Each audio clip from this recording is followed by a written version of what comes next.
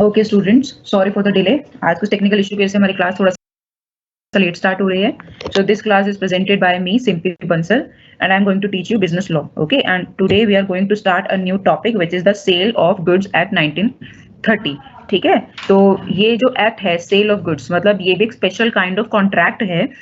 इससे पहले 1930 से पहले ये कॉन्ट्रैक्ट एक्ट का ही पार्ट होता था, लेकिन 1930 में इसको अलग करके एक सेल्स ऑफ गुड एक्ट बना दिया 1930 में। ठीक है, तो ये भी एक तरीके का स्पेशल कॉन्ट्रैक्ट ही है। तो जब आप किसी को सेल करते हो तो इसमें दो पार्टीज हैं, एक सेलर है और एक बायर है। ठीक है, बायर आपके गुड्स लेता है और बदले में आप उसको सेलर को पैसे देते हो। तो इसमें सेलर और बायर के बीच में उनके क्या क्या राइट्स हैं, क्या क्या ऑब्लिगेशंस हैं। अगर कोई भी इस कॉन्ट्रैक्ट ऑफ सेल को ब्रीच करता है तो सेलर के पास क्या क्या अधिकार हैं, और अगर बायर ब्रीच करता है तो सेलर के पास, और सेलर अगर ब्रीच करता है तो बायर के पास क्या क्या अधिकार हैं। और इसी में अगर गुड्स बीच में डिफेक्टिव आ जाते हैं या फिर वो डिस्ट्रॉय हो जाते हैं किसी भी कारण से, लेट से मेडिसिन जो है एक्सपायर हो गई, अगर आप किसी को वेजिटेबल्स भेज रहे हो, डिस्ट्रक्शन हो गई या चोरी हो गई, तो उन केसेस में क्या क्या किसी के राइट्स हैं और क्या क्या ऑब्लिगेशंस हैं। ठीक है, तो ये सब हम पढ़ेंगे सेल्स ऑफ गुड्स एक्ट 1930 में। ठीक है, तो हम स्टार्ट करते हैं। सबसे पहला टॉपिक जो आज हम इसमें करने वाले हैं वो है nature of contract of sale. तो मतलब इसमें थोड़ा सा हम इंट्रोडक्शन लेंगे और किस तरीके की क्या क्या क्वालिटीज फीचर्स होते हैं, कॉन्ट्रैक्ट ऑफ सेल एक्चुअल में होता क्या है और अलग अलग चीजों से वो किस तरीके से डिफरेंट है। बहुत सारी चीजें जो हमें लगता है कि वो सेल है बट वो सेल का पार्ट नहीं होती, तो वो कॉन्ट्रैक्ट ऑफ सेल से जो 1930 में जो सेल का मतलब है उनसे वो बाकी जो चीजें जो हमें सेल लगती है किस तरीके से अलग है। ठीक है, तो ये सब आज हम स्टार्ट कर रहे हैं। So we are starting with the nature of contract of sale. So first of all, with introduction, so what is the nature of the sales of goods act? It is a special kind of contract, जैसे मैंने पहले बताया, जो हम contract first unit हम कर चुके हैं वो सारी क्वालिटीज इस कॉन्ट्रैक्ट में भी है। ये कॉन्ट्रैक्ट है between two parties, one is buyer one is seller. ठीक है, तो it is a special type of contract where in one person gives his goods to another person and in return this person, the seller, gets consideration in money। ठीक है, तो वो अपने goods देता है, बदले में उससे पैसा लेता है। ये है सेल्स ऑफ गुड कॉन्ट्रैक्ट। तो ये भी एक कॉन्ट्रैक्ट का स्पेशल कैटेगरी है। ठीक है, so it contains rules and regulations relating to cell and purchase of goods and services. Sorry, this does not include services, यहाँ पे सिर्फ गुड्स आएगा। जो हमारा सेल्स ऑफ गुड्स एक्ट है ये सर्विसेज की बात नहीं करता है, ये सिर्फ मूवेबल गुड्स की बात करता है, तो इसे हम हटा देते हैं। तो इस चीज का आप ध्यान रखेंगे। ठीक है, हाँ जी, so it contains rules and regulations. तो अगर आप कुछ सेल करते हैं तो आपके पास क्या क्या राइट्स हैं, अगर सेलर आपके साथ कुछ धोखाधड़ी करेगा तो। ठीक है, और अगर आपने किसी से गुड्स ले लिए, बाद में उसे कहा, कमिट किया कि आप पैसे देंगे और आपने पैसे नहीं दिए, तो सेलर के पास क्या क्या अधिकार हैं। ठीक है, और क्या क्या रेगुलेशंस हैं दोनों के ऊपर, क्या है जो चीजें आप कर सकते हो, क्या वो चीजें जो आप नहीं कर सकते हो सेल और परचेज में। तो ये सब कुछ किसमें गिवन है, ये है सेल्स ऑफ गुड्स एक्ट 1930 में। ठीक है, सो इट इंक्लूड्स, अब इसमें हम क्या क्या पढ़ने वाले हैं वो हम इसमें देखेंगे। Meaning and type of goods, कि हम जो गुड्स की बात कर रहे हैं उसका गुड्स का मीनिंग क्या है, वो हम जब सेल्स ऑफ गुड्स की बात करते हैं, एक्ट की बात करते हैं, तो उसमें गुड्स के मतलब क्या है। ठीक है, अगर गुड्स डिस्ट्रॉय हो जाते हैं, जिनका सेल और परचेज होने वाला है या हो चुका है, अगर वो गुड्स डिस्ट्रॉय हो जाते हैं, उस केस में सेलर और बायर के पास क्या क्या रेमेडीज हैं, उनके ऊपर क्या क्या रेगुलेशंस लगेंगी और उनके क्या क्या राइट्स होंगे। कंडीशंस क्या होती हैं, वारंटी क्या होती है। वारंटी तो जैसे बहुत सारे लोगों को पता ही होगा, आप कोई भी चीज परचेज करते हैं तो उसके साथ 2 ईयर वारंटी, 3 ईयर वारंटी। तो वारंटी का मतलब एक्चुअल में है क्या। Transfer of ownership and delivery. ठीक है, ओनरशिप क्या होता है, डिलीवरी आपको पता ही है, किसी से सामान को इधर से उधर ले जाना is delivery. Position of an unpaid seller, अगर किसी सेलर को पैसे नहीं मिले हैं, पेमेंट पूरी नहीं हुई है, तो उसकी क्या पोजीशन है, उसके क्या क्या अधिकार हैं, वो क्या क्या कर सकता है। ठीक है, उसके क्या क्या क्लेम्स होंगे, तो ये सब हम पढ़ेंगे इस पूरे एक्ट में। तो हम स्टार्ट करते हैं मीनिंग ऑफ गुड्स से। ठीक है, तो ये आपकी जो गुड्स की डेफिनेशन है ये आपके सेल्स ऑफ गुड्स एक्ट में ही गिवन है। ठीक है, तो देखिए इसमें क्या है, every kind of movable property, सिर्फ मूवेबल प्रॉपर्टी इसमें इंक्लूडेड है, नॉट इमूवेबल प्रॉपर्टी। जैसे कि कोई लैंड है, कोई बिल्डिंग है, कोई प्लॉट है खाली, तो वो इमूवेबल, आप उसको एक जगह से दूसरी जगह पर नहीं ले जा सकते। कोई इंडस्ट्री पूरा सेटअप है तो वो एक इमूवेबल प्रॉपर्टी है। ठीक है, तो वो वाले प्रॉपर्टीज को हम यहाँ की गुड्स की डेफिनेशन में कंसिडर नहीं करेंगे। यहाँ पे कौन से गुड्स हैं, सिर्फ और सिर्फ मूवेबल गुड्स। जैसे कि किसी ने टूथपेस्ट ले लिया, किसी ने टीवी ले लिया, किसी ने सोफा ले लिया, कार ले लिया, स्कूटी ले ली, बाइक ले ली, बेड ले लिया, जिसको आप मूव कर सकते हो एक पोजीशन से दूसरी जगह पे, सिर्फ उन्हीं गुड्स की बात होती है यहाँ पे, other than actionable claims and money. अब देखिए मनी को आप गुड्स की कैटेगरी में नहीं रखते। अगर कोई मुझे 10 रुपए देता है तो ये आप सेल्स ऑफ गुड में कंसिडर नहीं होगा, क्योंकि आपको बदले में आपने उसे कोई गुड्स नहीं दिया, आप सिर्फ पैसों का जो लेन-देन है उसको आप, ये जो पैसे हैं इसको आप सेल्स ऑफ गुड्स एक्ट में काउंट नहीं करोगे। मतलब किसी ने मुझे पैसे दिए, उसके बदले में मैंने कुछ खरीदा, तो वो क्या है, वो गुड्स, वो सेल नहीं माना जाएगा। सेल में गुड्स का ट्रांजैक्शन होना जरूरी है और गुड्स की डेफिनेशन में मनी को इंक्लूड नहीं किया जाता। लेकिन अगर हम पुरानी करेंसी की बात कर रहे हैं जो कि अभी खत्म हो चुकी है, जैसे कि 500 के पुराने जो नोट हैं, आपको डीमोनेटाइजेशन के बाद उनकी वैल्यू खत्म हो चुकी है, ठीक है, वो अब लीगल टेंडर नहीं है, उसमें आप ट्रेड नहीं कर सकते।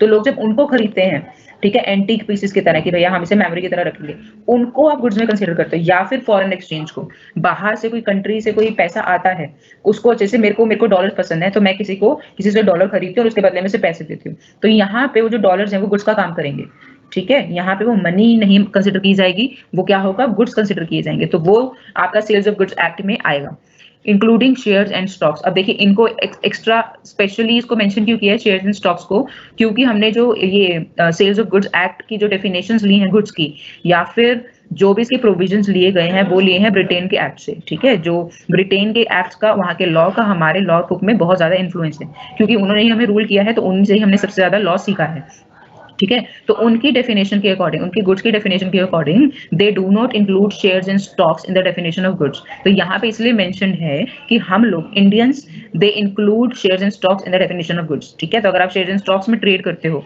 तो वहां पे भी goods, sales of goods act के सारे प्रोविजंस एप्लीकेबल होंगे। उसके बाद देखो क्या लिखा है, ग्रोइंग क्रॉप। अब इसको भी क्यों लिखा है ग्रोइंग क्रॉप एंड ग्रास, क्योंकि हमने लिखा है कि हम सिर्फ मूवेबल प्रॉपर्टी को इंक्लूड करेंगे। अब क्रॉप एंड ग्रास कहाँ पे ग्रो होती है, इमूवेबल प्रॉपर्टी पे, लैंड पर, ठीक है।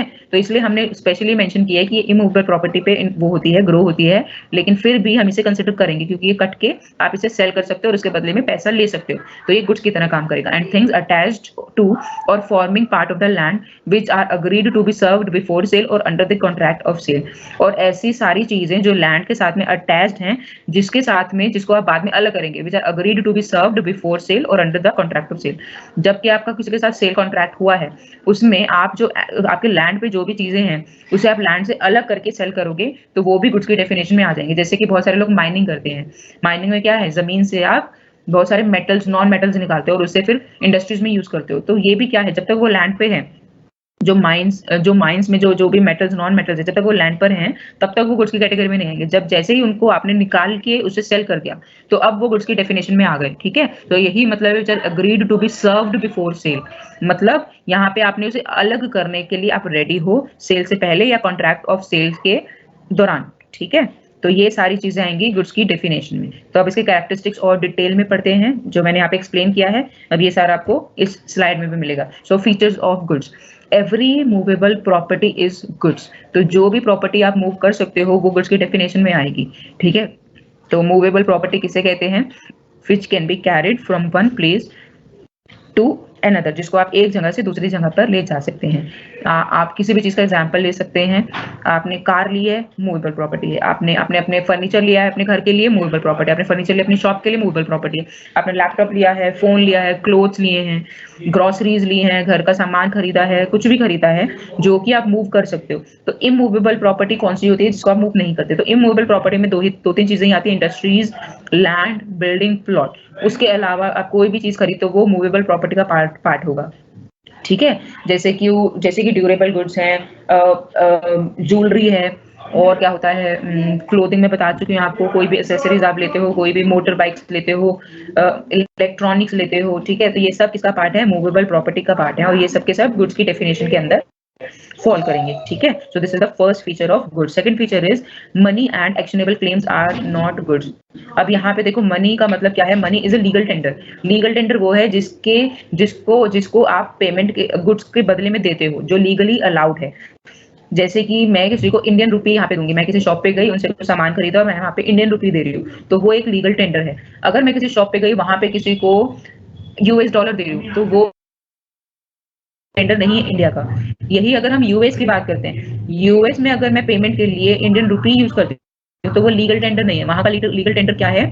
यूएस डॉलर, वहां की करेंसी। मतलब समझ रहे हो, लीगल टेंडर का मतलब है एट प्रेजेंट जो करेंसी है हमारी कंट्री, उसे ही लीगल टेंडर बोलते हैं, जिसको आप पेमेंट्स में यूज कर सकते हो, अपना उधार चुकाने में यूज कर सकते हो, उसको बोलते हैं लीगल टेंडर। लीगल टेंडर का मतलब है जो गवर्नमेंट ने रिकॉग्नाइज की है, ठीक है। अब जैसे बहुत सारी कंट्रीज में लोगों की कंट्री की अपनी अपनी करेंसी है, और अब अगर आपने सुना होगा क्रिप्टो करेंसी से भी पेमेंट होती है, बिटकॉइन और आजकल बहुत सारे और करेंसीज हैं, क्रिप्टो करेंसीज हैं जिनका यूज होता है। तो कुछ देश जो क्रिप्टो करेंसीज को रिकॉग्नाइज करते हैं, वहां पे वो करेंसी लीगल टेंडर है।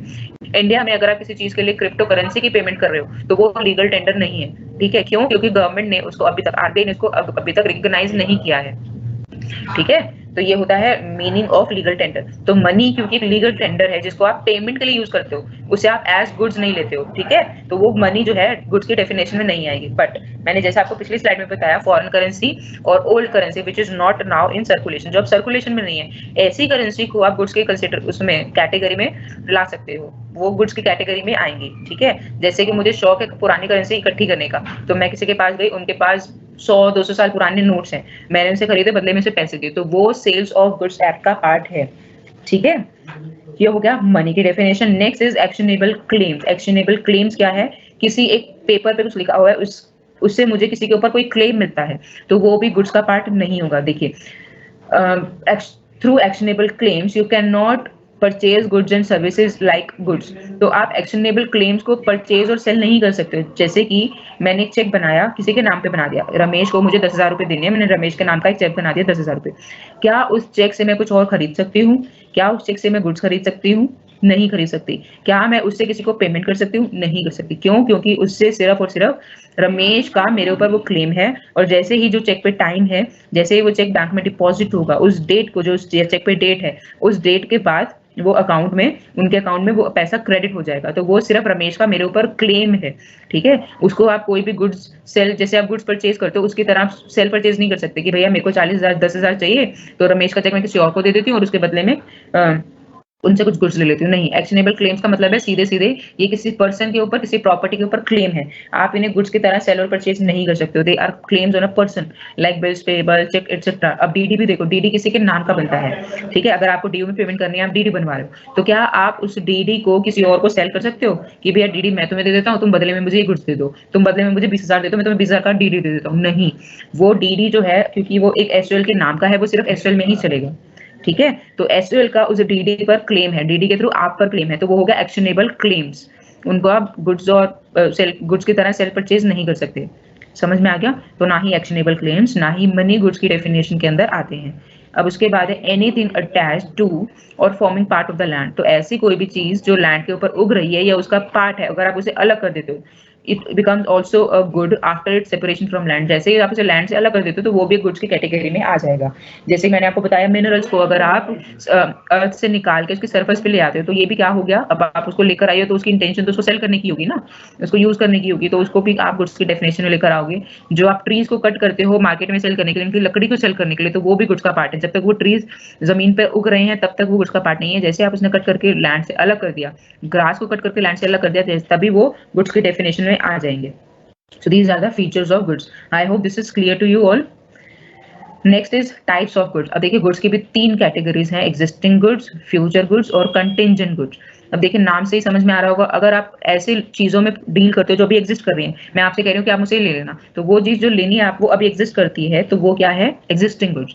फ्यूचर गुड्स कौन से हैं? जो कि फ्यूचर में आपको मिलेंगे, ठीक है। जैसे कि अभी वो गुड्स एग्जिस्ट ही नहीं करते, फ्यूचर में एग्जिस्ट करेंगे। जैसे कि मैं एक फार्मर हूँ, मैंने आपके साथ अग्रीमेंट किया, या फिर मैं एक कार मैन्युफैक्चरर हूँ, मैंने आपके साथ अग्रीमेंट कर लिया, आप एक बायर हो, कि जैसे ही ये कार बनेगी तभी मैं आपको इसे सेल कर दूंगा। तो ये कौन सा है? अभी तक वो कार बनी भी नहीं है, तो ये क्या है? फ्यूचर गुड है, जो अभी तक बना नहीं है, बाद में जाके तैयार होगा। या फिर कंस्ट्रक्शन है, एक बिल्डिंग को आप, एक जो प्रॉपर्टी बिल्डर है वो सेल करने के लिए कॉन्ट्रैक्ट करता है, वो बिल्डिंग अभी तक पूरी भी नहीं बनी है, तो वो क्या है? फ्यूचर गुड है। लेकिन यहाँ पे बिल्डिंग एक इमूवेबल प्रॉपर्टी है, तो उसमें हम बिल्डिंग का एग्जाम्पल नहीं ले सकते, ठीक है, क्योंकि वो गुड्स की कैटेगरी में वैसे ही फॉल नहीं करेगा। तो ये जस्ट आपके लिए समझाने के लिए मैंने आपको बताया, ठीक है। कंटिंजेंट गुड्स, कंटिंजेंट गुड्स वो हैं जो किसी की कंडीशन पूरी होगी तभी वो सेलर के पास आएंगे, और जैसे वो सेलर के पास आएंगे तभी वो बायर को मिल पाएंगे। So these goods are dependent, they are contingent on some event, okay. तो कोई जब इवेंट होगा तो वो गुड्स एग्जिस्टेंस में आएंगे, नहीं तो वो नहीं आएंगे, तो वो गुड्स सेलर के पास आएंगे। अब सेलर के पास आएंगे तो ही वो गुड्स को बायर पर सेल कर पाएगा। तो कुछ ना कुछ कंडीशंस इनके साथ में अटैच्ड है, उन गुड्स को बोलते हैं कंटिंजेंट गुड्स। अब देखिए एग्जिस्टिंग गुड्स की 3 कैटेगरीज हैं, स्पेसिफिक गुड्स, एसरटेन्ड गुड्स और अनएसरटेन्ड गुड्स। अब देखिए इसको भी हम पढ़ते हैं डिटेल में। सो टाइप्स ऑफ गुड्स, सबसे पहले existing goods, these are owned or possessed by the owner at the time of contract of sale। अगर मैं किसी को कहती हूँ कि मुझसे आप 5 किलो आलू ले लो और मेरे पास अगर वो उस टाइम पर है, मैं उनकी ओनर हूँ, तो वो एग्जिस्टिंग गुड्स है। अगर मैं किसी को कहती हूँ कि मेरे पास एक बाइक है, I want to sell this bike, तो वो मैं उसकी ओनर हूँ, मेरे पास अभी वो बाइक है, तो वो क्या हो गया, एग्जिस्टिंग गुड्स हो गए। ठीक है। अब देखिए एग्जिस्टिंग गुड्स की ही तीन कैटेगरीज और हैं, स्पेसिफिक गुड्स, एसरटेन्ड गुड्स और अनएसरटेन्ड गुड्स। अब देखिए स्पेसिफिक गुड्स वो हैं which are identified and agreed upon by the parties at the time of contract, जो एग्जिस्ट तो करती हैं क्योंकि एग्जिस्टिंग का ही पार्ट एग्जिस्ट करती हैं, और जो दो पार्टीज हैं, दो पार्टीज कौन सी हैं, बायर्स और सेलर्स, उनको चीज वो पता है किसके बारे में कॉन्ट्रैक्ट हो रहा है और वो दोनों उस पर अग्री करें, उसको बोलते हैं स्पेसिफिक। जैसे मैंने आपको एग्जांपल दिया, मेरे पास एक बाइक है, मैंने मिस्टर बी को दिखाई कि आप ये बाइक परचेज करना चाहते हो, उसने कहा जी हाँ, प्राइस का नेगोशिएशन हो गया, हम लोगों में डील हो गई, तो ये एक स्पेसिफिक गुड्स है। मुझे भी पता है मैं क्या सेल कर रही हूँ, मिस्टर बी को भी पता है कि वो क्या परचेज कर रहे हैं, हम दोनों इस चीज पे अग्री करते हैं और तभी हमारे बीच में कॉन्ट्रैक्ट होता है। तो ये है स्पेसिफिक गुड्स कि इस गुड्स को ही सेल करना है या परचेज करना है, ये बायर को भी पता है, सेलर को भी पता है। ठीक है। अब देखिए एसरटेन्ड गुड्स वो हैं जो पता लगता है कॉन्ट्रैक्ट बनने के बाद कि कौन से गुड्स मिलेंगे या कौन से गुड्स सेल होंगे।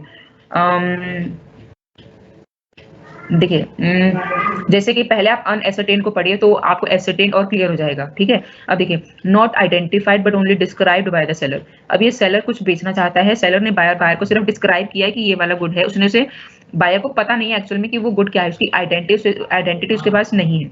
अब नेक्स्ट स्टेटमेंट देखिए, when from mass of unascertained goods are identified और set aside as part of the contract, as per the contract they become ascertained goods. अब इसका एग्जांपल देखो क्या है, owner of 50 Mercedes cars agrees to sell any one of his car to be. तो ये है अनएसरटेन goods. अब B को नहीं पता कि कौन सी उसे कार मिलेगी, दोनों के बीच में एग्रीमेंट हो गया कि भैया हाँ मैं तुमसे कार लूंगा और जो भी इसका मार्केट प्राइस होगा उस टाइम पे वो तुम्हें दे दिया जाएगा। तो ये क्या है, ये एक अनएसरटेन गुड्स है। मिस्टर बी ने बी को नहीं पता कि उन्हें कौन सी कार मिलेगी, सेलर ने उसे सिर्फ डिस्क्राइब किया 50 में से कोई ये भी कार जिसका शायद रंग लाल है और ये है और इतनी बड़ी है, ये सिर्फ डिस्क्रिप्शन दे दिया है बी को पता ही नहीं है एक्चुअल में कौन सी कार होगी। तो ये क्या है, एक अनएसरटेन्ड गुड्स है।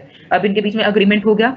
अब एग्रीमेंट होने के बाद ये डिस्क्लोज होगा कि ये जो मर्सिडीज के कार ओनर हैं ये कौन सी कार मिस्टर बी को सेल करेंगे। तो अब जब एग्रीमेंट होने के बाद, कॉन्ट्रैक्ट होने के बाद आइडेंटिटी डिस्क्लोज होती है, उसको बोलते हैं एसरटेन्ड गुड्स। समझ में आ गया। तो अनएसरटेन्ड है जब तक कि बायर को पता नहीं कि वो कौन सा गुड्स खरीदने वाला है और उन दोनों में एग्रीमेंट हो गया। अब एग्रीमेंट होने के बाद जब बायर को पता लगता है कौन सा गुड्स वो परचेज करने वाला है, तो वो हो जाएगा एसरटेन्ड गुड्स। एसरटेन का मतलब है गुड्स की आइडेंटिटी तब डिस्क्लोज होगी जब कॉन्ट्रैक्ट सेल हो चुका है, कॉन्ट्रैक्ट ऑफ सेल बन चुका है, उसके बाद आइडेंटिटी डिस्क्लोज होगी। और स्पेसिफिक में कॉन्ट्रैक्ट के टाइम पे आपको आइडेंटिटी पता है, दोनों अग्री कर चुके हैं। समझ में आ गई तीनों की डेफिनेशंस। तो अब अनएसरटेन में सेकंड स्टेटमेंट फिर से पढ़ो, अब आपको और क्लियर हो जाएगा। When from mass of unascertained goods, mass बहुत सारी चीजों में से एक मास में से आप कुछ सिलेक्टेड गुड्स को निकालते, गुड्स आर आइडेंटिफाइड और set aside as per the contract. अब जैसे कि एक गेहूं की चक्की में से किसी ने कहा कि मुझे 5 किलो गेहूं दे दो, ठीक है, वो 5 किलो कौन सा गेहूं होगा, तो मैं पूरे 10 किलो या उनके पास जो भी 100 किलो का अगर गेहूं है इसमें से अगर वो 5 किलो निकाल के अलग करते हैं, तो जब तक वो उसको करते हैं तो ये क्या हो गया, ये अनएसरटेन है। अब जैसे ही वो जो गुड्स हैं उनको मिलेंगे क्योंकि कॉन्ट्रैक्ट हो चुका है बायर और सेलर के बीच में, अब जैसे ही वो गुड्स उसको मिलेंगे, बायर को मिलेंगे, तो वो क्या हो जाएगा, एसरटेन गुड्स हो जाएंगे। ठीक है। तो ये है तीनों का मीनिंग। अब एग्जिस्टिंग गुड्स के बाद नेक्स्ट कैटेगरी थे फ्यूचर गुड्स। फ्यूचर गुड्स देखिए क्या है, does not exist at the time of contract. तो ये कॉन्ट्रैक्ट के टाइम पे एग्जिस्ट नहीं करता, which are to be acquired, produced और मैन्युफैक्चर्ड इन फ्यूचर, जो कि फ्यूचर में मैन्युफैक्चर होगा, प्रोड्यूस होगा या फिर एक्वायर किया जाएगा। तो जब कॉन्ट्रैक्ट हुआ है उस टाइम पे ये गुड्स एग्जिस्ट ही नहीं करते। Agreement between the farmer and company to sell his crop to them after harvest at an agreed price, this is a future good.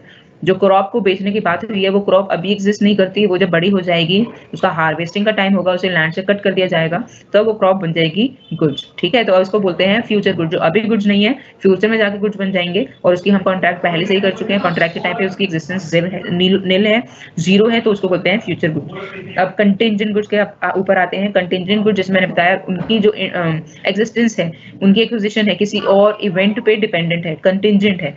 अब देखिए, acquisition of these goods by the seller depends on some contingency. किसी और event के बाद, अगर वो event पूरा होता है तो सेलर के पास वो गुड्स जाएंगे, अगर वो इवेंट पूरा नहीं होता तो सेलर के पास गुड्स नहीं आएंगे। अब देखिए, A agrees to sell a particular painting to B. A ने कहा है कि ये पेंटिंग मैं तुम्हें दे दूंगा मिस्टर बी को, इफ, कंडीशन क्या है, if C sells it to A. अगर वो मिस्टर सी ए को वो पेंटिंग देते हैं तो मिस्टर ए बी को वो पेंटिंग दे देंगे। तो ए के पास वो पेंटिंग कब आएगी, जब सी उसे देगा। तो इवेंट क्या है, कंटिजेंसी क्या है, किसके ऊपर डिपेंडेंट है, ए और बी का agreement. It is dependent on the selling by mister C to mister A. जब तक सी सेल नहीं करेगा ए को, ए और बी के बीच में कॉन्ट्रैक्ट नहीं होगा। जैसे ही सी ए को करेगा तभी ए और बी कॉन्ट्रैक्ट में बायर और सेलर बनेंगे। तो इनको बोलते हैं कंटिंजेंट गुड। जो पेंटिंग है जब तक सी ए को नहीं देगा तब तक ए से बी को नहीं मिलेगी। तो ये क्या है, कंटिंजेंट गुड्स है। I hope types of goods is clear to you all. ठीक है, चलिए अब नेक्स्ट स्लाइड पे चलते हैं।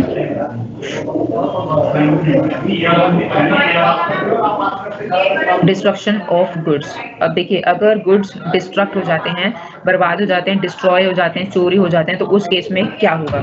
तो देखिए, मीनिंग ऑफ, सबसे पहले आपको डिस्ट्रक्शन का मतलब पता होना चाहिए, कौन कौन सी डिस्ट्रक्शंस इस कैटेगरी में आएगी। ठीक है, अगर मेरी किसी गलती की वजह से गुड्स डैमेज हो गए, मैं बायर हूं या सेलर हूं, मेरी किसी गलती की वजह से गुड्स डिस्ट्रॉय होते हैं, तो क्या वो डिस्ट्रक्शन की कैटेगरी में आएंगे, या गलती से जो डिस्ट्रॉय होते हैं वो सिर्फ इस कैटेगरी में आएंगे।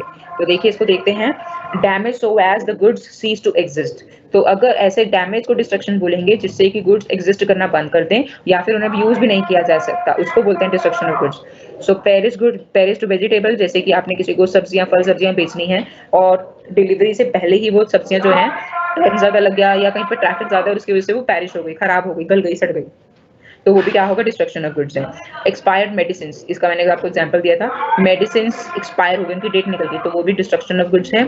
Spoiled cement because of water, cement कहीं पे रखा है और उसमें पानी की वजह से, मॉइस्चर की वजह से वो सीमेंट जो है हार्ड बन चुका है। ठीक है, तो उसको भी क्या करेंगे, डिस्ट्रक्शन की कैटेगरी में काउंट करेंगे। Second category is loss of goods by theft, अगर कोई गुड्स की चोरी हो जाती है उसकी वजह से जो नुकसान हो रहा है वो भी डिस्ट्रक्शन ऑफ गुड्स की कैटेगरी में आएगा। गुड्स लॉफुली रिक्विजिशन्ड बाय गवर्नमेंट, अब ऐसे गुड्स जिसको गवर्नमेंट ने अपने अंडर ले लिया है वो भी डिस्ट्रक्शन ऑफ गुड्स में कैटेगरी में आएगा। फॉर एग्जाम्पल, आपके घर पे कुछ पेंट वेंट चल रहा है, कुछ खुदाई चल रही है, आपको पता लगा उसके अंदर से हड़प्पन टाइम का कुछ ऐसे चीजें निकल गई हैं जो कि गवर्नमेंट के लिए बहुत जरूरी होने वाली है। तो आपने क्या करा, आपने कोशिश करी कि आप उसको सेल कर दो क्योंकि वो आपकी प्रॉपर्टी है। लेकिन गवर्नमेंट को जैसे ही पता लगा कि ये मिस्टर ए को उनके घर के नीचे से हड़प्पन कल्चर के कुछ ऐसे मैन्युस्क्रिप्ट्स मिले हैं या कुछ ऐसी कुछ उनके बर्तन मिले हैं, कटलरीज मिली हैं, तो गवर्नमेंट ने उसको अपने अंडर एक्वायर कर लिया। तो ये भी क्या हो गया, आपकी गुड्स की डिस्ट्रक्शन हो गई। मतलब सपोज आपने मिस्टर ए ने मिस्टर बी के साथ में डील कर लिया था कि ये देखो, ये एंटीक्स जो है मुझे मेरे घर से मिले हैं, इतने प्राइस में मैं तुम्हें इनको सेल करूंगा। उसी बीच में गवर्नमेंट ने उनको रिक्विजिट कर लिया, अपने पास ले लिया कि भैया ये तो अब गवर्नमेंट की प्रॉपर्टी है। ठीक है, तो उस केस में क्या होगा, ये जो आपके बीच में अग्रीमेंट हुआ था ए और बी के बीच में, वो उन गुड्स को माना जाएगा कि वो अब डिस्ट्रक्ट हो गए, डिस्ट्रॉय हो गए। ठीक है, तो ये है meaning of destruction of goods. Next category है destruction of only specific goods and ascertained goods. अब देखिए, जब हम डिस्ट्रक्शन ऑफ गुड्स की बात करते हैं तो इसमें अनएसर्टेन्ड गुड्स की बात नहीं करते, सिर्फ और सिर्फ एसर्टेन्ड गुड्स और स्पेसिफिक गुड्स की बात करते हैं। ठीक है, तो ये अभी हमने लास्ट स्लाइड में पढ़ा था। स्पेसिफिक गुड्स कौन से होते हैं, जिनकी कॉन्ट्रैक्ट के टाइम पर एग्जिस्टेंस होती है और दोनों पार्टीज उस पर एग्री करें। और एसर्टेन्ड गुड्स क्या है, कॉन्ट्रैक्ट के बाद जिन गुड्स की आइडेंटिटी डिस्क्लोज होगी वो होंगे एसर्टेन्ड गुड्स। और अनएसर्टेन्ड गुड्स वो हैं जिनकी क्वांटिटी, क्वालिटी या फिर आइडेंटिटी ही अभी तक डिस्क्लोज नहीं हुई है, तो उसका अगर डिस्ट्रक्शन होता है तो क्या होगा, seller will be liable for breach of contract. अगर वो डिस्ट्रॉय होते हैं, अनएसर्टेन्ड गुड्स डिस्ट्रॉय होते हैं जिसकी आइडेंटिटी अभी तक बायर को पता ही नहीं है, तो उस केस में बायर लायबल भी नहीं होगा। उसके लायबल भी कौन होगा डिस्ट्रक्शन के लिए, seller will be liable for breach of contract if he is unable to supply those goods. तो अनएसर्टेन्ड गुड्स अगर डिस्ट्रक्ट होते हैं, चाहे गलती से होते हैं चाहे नेचुरली होते हैं, तो उस केस में भी किसकी रिस्पॉन्सिबिलिटी बनेगी, किसकी लायबिलिटी बन जाएगी, सेलर की। Seller has to supply those goods to the buyer, नहीं तो वो डैमेजेस और ये सारा लॉस किसको उठाना पड़ेगा, सेलर को। ठीक है, अब ये हो गया डिस्ट्रक्शन का मीनिंग कि डिस्ट्रक्शन में क्या क्या आता है, क्या क्या नहीं आता है, कौन कौन से गुड्स आते हैं, कौन कौन से गुड्स नहीं आते हैं। अब देखिए, डिस्ट्रक्शन अगर होती है तो उसका क्या इफेक्ट होगा कॉन्ट्रैक्ट ऑफ सेल पे। तो इसको हम दो हेड्स में डिवाइड कर सकते हैं। जब गुड्स कॉन्ट्रैक्ट सेल की कॉन्ट्रैक्ट से पहले ही खराब हो जाते हैं, और सेकंड हेड है जब कॉन्ट्रैक्ट अग्रीमेंट हो गया, हम अग्री हो गए दोनों पार्टी, लेकिन गुड्स अभी तक सेल नहीं हुए, उससे पहले ही गुड्स डिस्ट्रॉय हो गए। हम इसमें थर्ड कैटेगरी नहीं लेंगे कि जब गुड्स का सेल हो जाता है, जब उसकी सेल हो जाती है, जब गुड्स सेलर से बायर तक पहुंच चुके तब वो डिस्ट्रक्ट हो जाए, तब तो उस केस में बायर की रिस्पॉन्सिबिलिटी होगी, क्योंकि अब वो सेल कंप्लीट हो चुकी है। तो हम डिस्ट्रक्शन की तब बात करते हैं जब तक सेल कंप्लीट नहीं हुई है। वो कब नहीं हुई है? जब तक कि आपने कॉन्ट्रैक्ट नहीं किया है, सिर्फ बात हुई है। दूसरी, जब एग्रीमेंट हो गया है लेकिन गुड्स की डिलीवरी नहीं हुई है, सेल नहीं हुई है। तो इन दोनों हेड्स में डिस्ट्रक्शन के क्या क्या कॉन्सिक्वेंसेज होंगे, किसकी लायबिलिटी होगी और कितनी होगी, ये हम पढ़ेंगे इस स्लाइड में, ठीक है। लेकिन उससे पहले ये दो टर्म्स को समझ लेते हैं। Agreement to cell and sale, दोनों का मतलब क्या है, दोनों में डिफरेंस क्या है, क्योंकि हमने यहाँ पे टर्म को यूज किया है after agreement of sale, agreement to cell but before sale. तो सेल और अग्रीमेंट टू सेल में डिफरेंस क्या है, तब ये पॉइंट आपको क्लियर होगा। तो देखिए अग्रीमेंट टू सेल क्या है, यहाँ पे जो लेफ्ट बॉक्स है इसमें अग्रीमेंट टू सेल है और राइट बॉक्स में सेल के बारे में डिफाइंड है। तो अग्रीमेंट टू सेल क्या है, transfer of property in goods is to take place in future. Agreement to sell क्या है, दोनों पार्टीज अग्री कर चुकी हैं लेकिन प्रॉपर्टी ट्रांसफर कब होगी, बाद में होगी, उसकी ओनरशिप बाद में ट्रांसफर होगी, ठीक है, फ्यूचर की किसी डेट पर ट्रांसफर होगी। जैसे कि मैंने मिस्टर ए के साथ में कॉन्ट्रैक्ट किया कि आज से 20 दिनों के बाद I will sell my bike to you, तो ये क्या है, अग्रीमेंट टू सेल, ठीक है। तो जो मेरी प्रॉपर्टी है उसका पोजेशन और उसका ओनरशिप कब ट्रांसफर होगी, इन फ्यूचर डेट, तो ये अग्रीमेंट टू सेल। और वो सेल कब होगी, जो अगर 1 महीने की डेट है तो 1 महीने के बाद मैं उसे सेल कर रही हूँ, तब वो मुझे गुड्स के पैसे मिलेंगे, मेरी बाइक वहां जाएगी, उसकी डिलीवरी होगी, उनकी ओनरशिप ट्रांसफर होगी, तो उसको बोलते हैं सेल। तो ownership is transferred with sale. यहाँ पे ओनरशिप, अब उसके ओनर कौन हो जाएंगे, बाइक के 1 महीने के बाद मेरे से मिस्टर ए हो जाएंगे, तो मिस्टर ए के पास ओनरशिप चली गई है बाइक की, ठीक है। तो ये होता है सेल। सेल में सीधा सीधा जैसे ही सेल हुई तभी ओनरशिप ट्रांसफर हो जाएगी, चाहे उनके पास अभी तक उन गुड्स की डिलीवरी नहीं पहुंची हो, ठीक है। तो ownership is not dependent on the delivery of the goods. जैसे ही सेल की बात रेडी हुई तैसे ही आप उसके जो बायर है उसका ओनर बन जाएगा। बट अग्रीमेंट टू सेल में बायर को ओनर बनने में टाइम लगेगा, वो एक फ्यूचर डेट पे ही उसका ओनर बन पाएगा, ठीक है। नेक्स्ट इज एग्जीक्यूटरी कॉन्ट्रैक्ट है agreement to sell. Executory contract हमने कॉन्ट्रैक्ट वाले चैप्टर में पढ़ा था। एग्जीक्यूटरी क्या है, जो दो पार्टीज हैं उसमें से एक अपना काम कर चुकी है, दूसरी को अपना काम करना है या दोनों को ही अपना काम करना है, उसको बोलते हैं एग्जीक्यूटरी कॉन्ट्रैक्ट, ठीक है। और एग्जीक्यूटेड कॉन्ट्रैक्ट का मतलब क्या है, दोनों ही पार्टीज अपना अपना जो उनके काम थे वो कर चुके हैं। काम का मतलब यहाँ पे क्या है, एक को गुड्स देने थे, दूसरे को पैसे देने थे, तो ये दोनों ही पार्टीज का ये वाला काम एग्जीक्यूट हो चुका है, ठीक है। तो इसको बोलते हैं एग्जीक्यूटेड कॉन्ट्रैक्ट। तो सेल क्या एग्जीक्यूटेड कॉन्ट्रैक्ट है, गुड्स वहां पे ट्रांसफर हो गए दूसरी पार्टी को और जो बायर ने सेलर को पैसे भी दे दिए, तो यहाँ पे पूरा का पूरा कॉन्ट्रैक्ट एग्जीक्यूट हो चुका है। But in agreement to sell either one party और both the parties have yet to perform their duties. अभी तक उन्होंने अपनी ड्यूटीज परफॉर्म नहीं करी है, उन्हें फ्यूचर में अपनी ड्यूटीज परफॉर्म करनी है, या तो दोनों को या कोई एक पार्टी को। सपोज एक ने पेमेंट कर दी है, पोजेशन ऑफ गुड 10 दिनों के बाद आएगा, तो वो भी क्या है, एग्जीक्यूटरी कॉन्ट्रैक्ट है, ठीक है। Seller remains the owner until the goods are actually sold. तो अग्रीमेंट टू सेल जब भी होता है उसमें सेलर ही ओनर रहेगा जब तक कि वो प्रॉपर बाद में सेल ना हो जाए। जैसे कि हमने एग्जांपल लिया था बाइक का, 1 महीने के बाद की डेट डिसाइड हुई कि 1 महीने के बाद bike will be sold to Mr Y. So 1 महीने तक who will be the owner, seller will remain the owner, and after the 30th, after the completion of 1 month, the buyer will become the owner. But in case of sale, buyer becomes the owner as soon as the contract of sale is made. तो buyer तभी owner बन जाएगा जैसे ही cell का contract होगा, ठीक है। And sale is a wider term than agreement to sale. Agreement to sale एक नैरो टर्म है, सेल एक वाइडर टर्म है। Sale includes agreement to sale, ठीक है। तो sale include agreement to sale as well as sale, but agreement to sale is a narrow concept as compare to sale. अब ये दोनों समझ में आ गया। अब आप देखिए इस लास्ट सेंटेंस को कि अग्रीमेंट हो गया है लेकिन सेल नहीं हुई है, तो उसके बीच में अगर गुड्स पेरिश हो गए तो उसका क्या इफेक्ट होगा, समझ में आया। अब देखिए effects of destruction of goods. Destruction before entering into contract, 1 minute.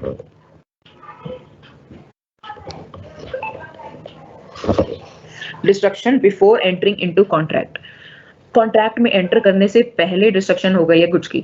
सो इसमें भी 2 कैटेगरीज हैं, या तो पूरे के पूरे गुड्स डिस्ट्रॉय हो गए हैं या कुछ गुड्स डिस्ट्रॉय हुए हैं। अगर पूरे के पूरे गुड्स, देखिए पहली कंडीशन यहाँ पे यही है कि ये किसी की इग्नोरेंस की वजह से नहीं है, ठीक है। अगर गुड्स डिस्ट्रॉय होगा, किसी को इसकी नॉलेज नहीं है या फिर किसी को इसकी किसी की नेग्लिजेंस की वजह से डिस्ट्रॉय नहीं होने चाहिए। तो पहला केस देखते हैं, when whole goods are destroyed. तो इसमें क्या है, और सेलर को ये नॉलेज नहीं है, तो इसमें क्या है, कॉन्ट्रैक्ट वॉइड हो जाएगा, ठीक है। तो जो कॉन्ट्रैक्ट हुआ ही नहीं है वो अब वॉइड हो जाएगा, मतलब सिर्फ अग्रीमेंट हुआ है, कॉन्ट्रैक्ट में आप एंटर नहीं करे हो, तो आपके बीच में जो भी बात हुई है वो खत्म हो जाएगी। Part of the goods are destroy, अगर कुछ पार्ट डिस्ट्रॉय हुआ है तो ये बायर के ऊपर है कि वो उसका, अगर देखो पार्ट डिस्ट्रॉय हुआ है और आप गुड्स को जो भी जले हैं, जो भी डिस्ट्रॉय हुए हैं या जो भी डिस्ट्रॉय नहीं हो रहे हैं, आप डिवाइड कर सकते हो तो उस केस में बायर को जो ठीक गुड्स हैं, जो डिस्ट्रॉय नहीं हुए, उनको एक्सेप्ट करना पड़ेगा, ठीक है। लेकिन अगर आप उन्हें अलग नहीं कर सकते हो तो वो जो कॉन्ट्रैक्ट है पूरा का पूरा वॉइड हो जाएगा, ठीक है। तो ये है आपका destruction before entering into contract. Now destruction after agreement to cell but before sale. तो अग्री हो चुकी हैं दोनों पार्टी, लेकिन अभी तक सेल नहीं हुई है, फ्यूचर डेट में सेल होनी है। तो उस केस में क्या होगा, यहाँ पे दोनों ही पार्टी का कोई फॉल्ट नहीं है और इसमें रिस्क भी अभी तक ट्रांसफर नहीं हुआ है, तो ये इसमें क्या हो जाएगा, ये जो भी कॉन्ट्रैक्ट है इन दोनों के बीच में ये भी वॉइड हो जाएगा। रिस्क इज नॉट ट्रांसफर का मतलब है ओनरशिप इज नॉट ट्रांसफर। तो अगर ओनरशिप ट्रांसफर हो जाती है तो उसके साथ ही रिस्क ट्रांसफर होता है, लेकिन ओनरशिप कब ट्रांसफर होती है, सेल के साथ में। यहाँ पे अभी तक सेल नहीं हुई, सिर्फ अग्रीमेंट हुआ है, तो रिस्क किसका हो जाएगा यहाँ पे, सेलर का, क्योंकि सेलर के पास ही ओनरशिप है। अगर वो गुड डिस्ट्रॉय होते हैं तो लॉस भी कौन उठाएगा, सेलर ही उठाएगा। तो ये जो अग्रीमेंट हुआ था बायर और सेलर के बीच में वॉइड हो जाएगा क्योंकि गुड्स डिस्ट्रॉय हो चुके हैं। यहाँ पर भी seller can not claim money from buyer, यहाँ पे सेलर बायर से मनी क्लेम नहीं कर सकता, क्यों, क्योंकि सेलर ही अभी तक ओनर है। In case of divisible goods, अगर डिवाइड हो सकते हैं, so buyer can accept the remaining good. तो ये बायर के पास ऑप्शन है कि वो रिमेनिंग गुड्स को एक्सेप्ट करे या ना करे। समझ में आ गया। तो यहाँ पे इस चीज को ध्यान में रखना है, क्योंकि ओनरशिप ट्रांसफर नहीं हुआ। देखो ओनरशिप जिसकी, रिस्क उसका, लॉस उसका, गुड्स का, ठीक है। तो यहाँ पे ओनरशिप किसके पास है, सेलर के पास है। जब तक सेल नहीं होगा ओनरशिप सेलर के पास ही रहेगा। तो अगर सेलर के पास है, गुड डिस्ट्रॉय होते हैं, तो उसकी रिस्क भी कौन उठाएगा, उसका खर्चा भी किसको उठाना पड़ेगा, सेलर को ही उठाना पड़ेगा, ठीक है। और अगर वो पहले ही डिस्ट्रॉय हो चुके हैं तो बायर तो खरीदेगा ही नहीं, तो जिनका अग्रीमेंट है वो भी वॉइड हो जाएगा, ठीक है। If there is fault of any party in destruction, तो जिसका अगर किसी फॉल्ट की वजह से कोई डिस्ट्रक्शन होता है, तो जिसकी वजह से, जिस पार्टी की वजह से डिस्ट्रक्शन हुआ है, वही पार्टी उस लॉस के लिए भी लायबल होगी। इफ सेलर्स फॉल्ट, अगर कोई सेलर की फॉल्ट है, liable for non delivery of goods, तो वो किसके लिए लायबल होगा, तो अगर सेलर की फॉल्ट है तो सेलर को गुड्स को डिलीवर करना पड़ेगा, नहीं तो ही विल बी लायबल, तो उसको वो, नहीं तो उसके लिए कंपनसेट करना पड़ेगा नॉन डिलीवरी ऑफ गुड्स के लिए। और अगर बायर की फॉल्ट की वजह से होता है तो बायर को उसके पैसे देने पड़ेंगे गुड्स के, ठीक है, चाहे उसे गुड्स मिले हो चाहे नहीं मिले हो, लेकिन उसकी गलती की वजह से अगर गुड्स को डैमेज होता है, नुकसान होता है, तो उसे वो खर्चा उठाना पड़ेगा। अब आते हैं कॉन्ट्रैक्ट ऑफ सेल पर। मीनिंग,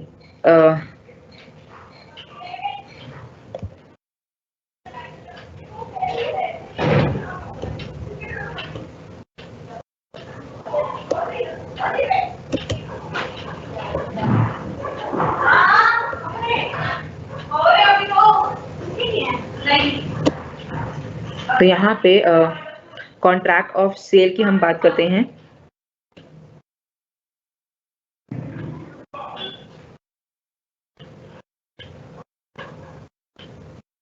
या चलिए इस टॉपिक को हम अभी ले लेते हैं, 5-10 मिनट का ब्रेक ले लेते हैं, और फिर नेक्स्ट उसमें 5-10 मिनट के ब्रेक के बाद ना 12 बजे इसको स्टार्ट करते हैं इस टॉपिक को। अभी 10 मिनट रहते हैं तो 12 बजे इसको स्टार्ट करते हैं, ठीक है।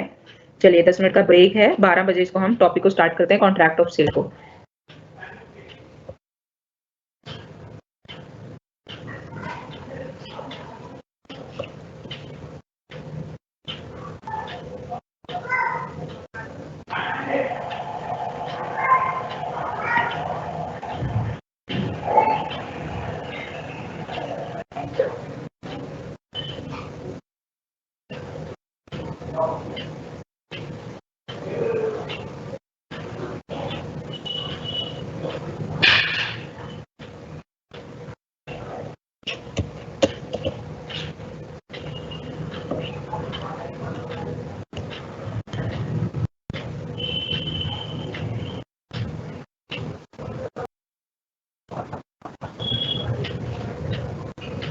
अगर अभी तक इन टॉपिक्स में किसी को कोई डाउट है तो आप वो मुझसे पूछ सकते हो, अपने क्वेश्चन को टाइप करो।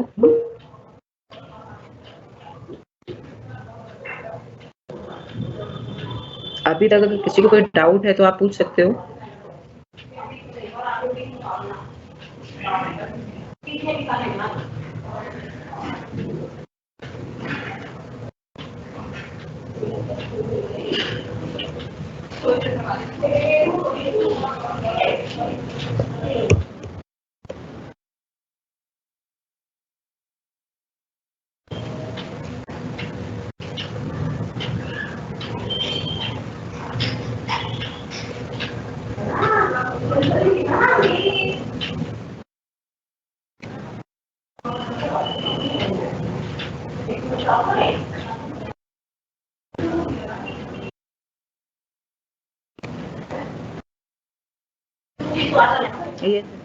Money which is not in circulation is treated as goods. Good morning, Anuradha. Good morning Soni.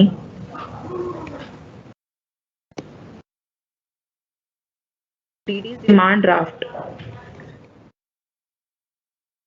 जिसके थ्रू आप कंपनीज में या किसी गवर्नमेंट ऑफिस में आप पेमेंट करते हो, टीडी के थ्रू पेमेंट होती है वो अभी भी काफी जगह पर, ठीक है।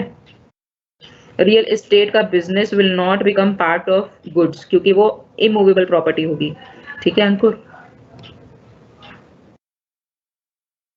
इंजन गुड्स का एग्जांपल मैंने आपको दिया था कि उसमें पीपीटी में, कि अगर आपने पेंटिंग का एग्जांपल कि अगर ए और बी दो पार्टीज हैं, ए ने कहा है कि ये पेंटिंग है, ये मैं आपको तभी दूंगा जब ये वाली पेंटिंग सी मुझे सेल कर देगा। तो अभी ए के पास पोजीशन में है बट सी ने उसको सेल नहीं की है, ठीक है। तो अगर सी सेल करेगा उस पेंटिंग को ए को, तो ए उसको बी को सेल कर देगा। तो पेंटिंग क्या हो गई, डिपेंडेंट हो गई है। ए और बी का जो कॉन्ट्रैक्ट है वो डिपेंडेंट है, सी अगर उसे ट्रांसफर करता है तो जो पेंटिंग हो गई वो कंटिंजेंट गुड हो गई, ठीक है। वो बायर सेलर के पास तभी आएगी जब एक कंडीशन फुलफिल होगी, और कंडीशन क्या है कि सी उसे ए को सेल करेगा तब, ठीक है।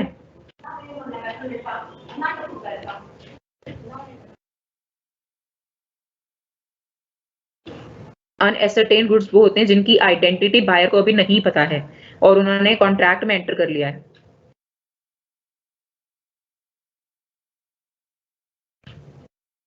एनोनिमस, देखो सेल में डिलीवरी के बाद ओनरशिप नहीं मिलती, सेल में जैसे ही आपने सेल का अग्रीमेंट साइन कर लिया, कॉन्ट्रैक्ट में एंटर कर लिए, तभी आपको उसकी ओनरशिप मिल गई। देखिए मैं एग्जांपल देती हूँ, कुछ गुड्स को डिलीवर होने में टाइम लगता है। जैसे कि मैंने एक शॉप पे जाके वॉशिंग मशीन खरीदी, ठीक है, उसकी पेमेंट कर दी, तो वो हो गया कॉन्ट्रैक्ट ऑफ सेल, ठीक है। मुझे उसे खरीदना है, मैंने उसे परचेज करा, मैंने पेमेंट कर दी। अब उसकी डिलीवरी लेट से मेरे पास 2 दिनों में आ रही है, तो क्या वो 2 दिन में मैं उसकी ओनर नहीं हूँ?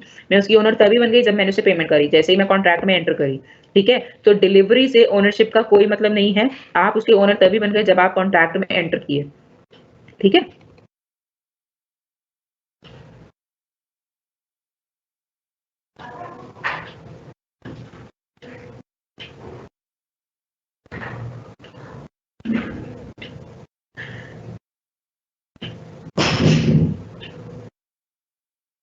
देखो अगर संस्कार, अगर आप डाउन पेमेंट से कुछ खरीदते हो, देखो हायर परचेज और डाउन पेमेंट, अगर आप डाउन पेमेंट में आप उसके ओनर बन चुके हो, ठीक है, तो इस चीज में ओनरशिप आपकी ट्रांसफर हो गई है। तो ये आपके स्पेसिफिक गुड्स हैं, जब आपको उस टाइम पर पता है कि वो कौन से गुड्स हैं और वो उस टाइम पे एग्जिस्ट करते हैं, बायर और सेलर दोनों को पता है कि किस बाइक की बात हो रही है, तो ये आपके स्पेसिफिक गुड्स हैं और ओनरशिप ट्रांसफर तभी हो जाती है जब आप एंटर करते हो। उसकी पेमेंट्स आप धीरे धीरे करो, वो कोई मैटर नहीं करता, लेकिन आप उसके ओनर बन चुके हो, ठीक है। सारे पेपर आपके नाम पर है, ओनरशिप भी ट्रांसफर हो जाएगी, इंश्योरेंस अब उसका आप ले रहे हो, तो ये सारा का सारा चीजें आपको शो करती हैं कि आप उसके ओनर ऑलरेडी बन चुके हो।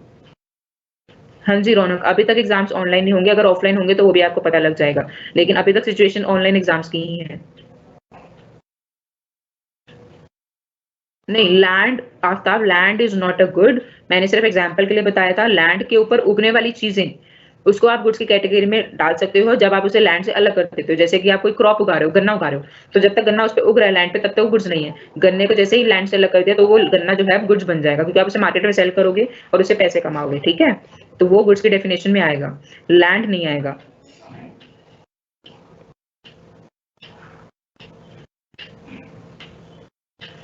देखो कॉन्ट्रैक्ट पूरा हो चुका है, कॉन्ट्रैक्ट ऑफ सेल का मतलब क्या है, बायर पेमेंट कर दे और सेलर गुड्स दे दे। तो अब उसके बाद जब सेल के बाद में, जब गुड्स बायर को मिल चुके हैं, एनोनिमस का जो क्वेश्चन है, जब गुड्स बायर को मिल चुके हैं और सेलर को पेमेंट मिल चुकी है, तो वो कॉन्ट्रैक्ट खत्म हो चुका है, दोनों की लायबिलिटीज खत्म हो चुकी हैं। अब बायर के पास पहुंचने के बाद अगर वो गुड डिस्ट्रॉय होते हैं, तो उसमें बायर की ही रिस्पॉन्सिबिलिटी है, बायर ही लायबल होगा, उसके लिए सेलर लायबल नहीं है। तो इस कैटेगरी को हम काउंट ही नहीं करते, क्योंकि तब तक तो कॉन्ट्रैक्ट पूरा हो चुका है, ठीक है ना। Good morning Sujal. अनुष्का, नहीं फ्राइडे को मेरी क्लास नहीं हुई थी।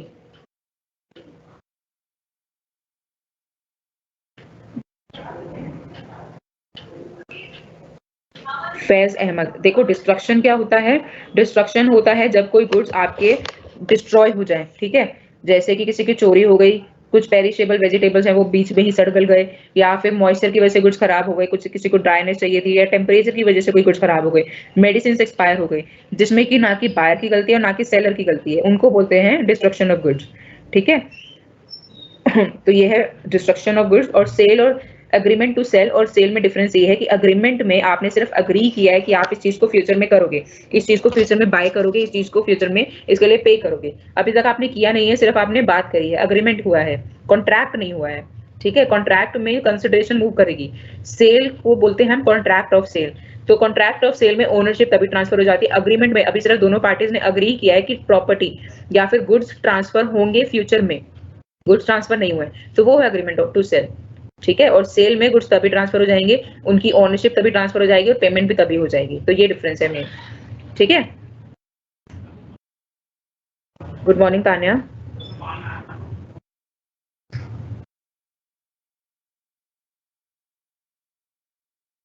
गुड मॉर्निंग सिद्धांत।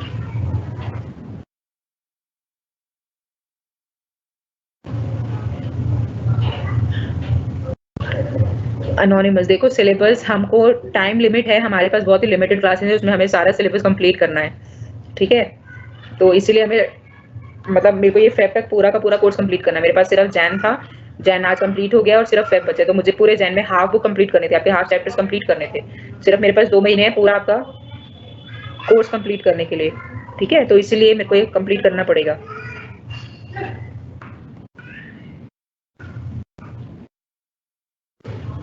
देखो राहुल, एसर्टेन गुड्स वो गुड्स होते हैं जिनकी आइडेंटिटी आपको कॉन्ट्रैक्ट के बाद पता लगती है। जैसे कि मैंने आपको मर्सिडीज कार के ओनर का एग्जांपल दिया। मर्सिडीज कार के ओनर ने कहा कि मेरे पास 50 कार्स हैं, ठीक है, तो मैं उसमें से एक कार आपको दे दूंगा। तो ये एग्रीमेंट टू सेल हो गया। ठीक है, अब इसके बाद, इस अग्रीमेंट के बाद आप तो बाद में पता लगेगा कि आप कौन सी कार खरीदने वाले हो। तो ये होते हैं एसेट इन गुड्स। एसेट इन गुड्स का सिंपल मीनिंग बस इतना है कि जब वो कॉन्ट्रैक्ट हुआ या एग्रीमेंट हुआ है तब तक बायर को उस गुड्स की आइडेंटिटी नहीं पता है जो उसे मिलने वाली है। वो कॉन्ट्रैक्ट, वो एग्रीमेंट के बाद ही पता लगेगा बायर को कि उसे कौन से गुड्स मिलने वाला है, तो उस गुड्स को बोलते हैं एसेट इन गुड्स। ठीक है, तो इसको इतना ज्यादा डिटेल में इतना कंफ्यूज होने की जरूरत नहीं है, बहुत ही छोटा सा टॉपिक है, तो ज्यादा डीप में जाने की जरूरत नहीं है।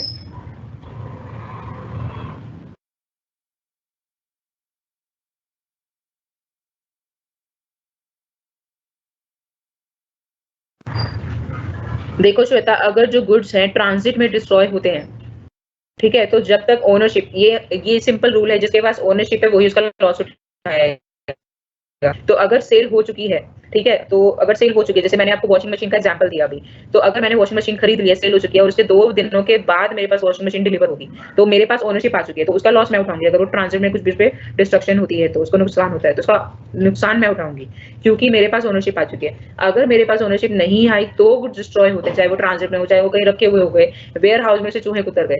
तो अगर ओनरशिप आपको देखनी है, ओनरशिप किसके पास है, जिसके पास ओनरशिप है उसी की रिस्पॉन्सिबिलिटी होगी, वही नुकसान उठाएगा उसका। ठीक है, श्रेया, इस बार आपको बुक्स नहीं मिलेंगी, ये सब कुछ बस ऑनलाइन आपको एसएल की साइट पर ही बुकलेट्स मिलेंगी। ऑफलाइन बुक्स आपको नहीं मिलेंगी बिकॉज ऑफ कोरोना। क्लास की रिकॉर्डिंग आपको एसएल की वेबसाइट पे मिलेगी, और अब तक आई थिंक क्लास की रिकॉर्डिंग्स वहां पे आना स्टार्ट हो चुकी होंगी, आप एक बार चेक कर लीजिएगा।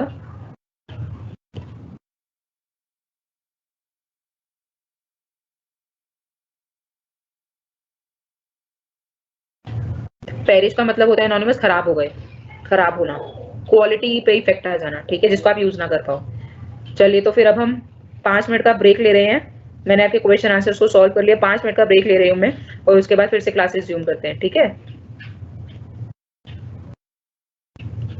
हम स्टार्ट करेंगे फिर कॉन्ट्रैक्ट ऑफ सेल से। Give me 5 minutes only.